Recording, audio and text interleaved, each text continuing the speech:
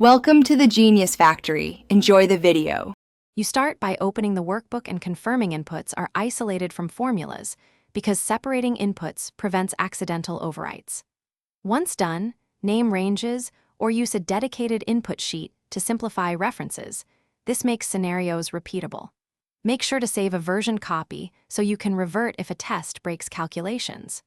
Now set Excel's calculation mode to manual only when running large scenario sweeps. This keeps performance predictable and avoids intermediate recalculations that slow you down. You build scenarios next because comparing outcomes drives decisions.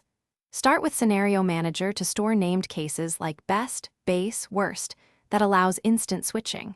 Then set up 1 and 2 variable data tables to sweep inputs and capture outputs in a structured grid. Data tables reveal nonlinear impacts quickly. For precise targets, run goal seek to change one input until a result matches your goal. While executing, keep a results sheet so you can summarize differences and explain why numbers moved. You finish by consolidating findings into a summary table and clear charts so stakeholders can see trade-offs at a glance. Once done, validate the model. Toggle each save scenario and inspect key formula precedents to ensure links and ranges are correct.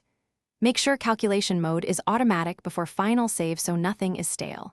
If results look off, check for incorrect named ranges, broken references, or manual calculation. Fixing those usually resolves most discrepancies and restores trust in your what-if outputs.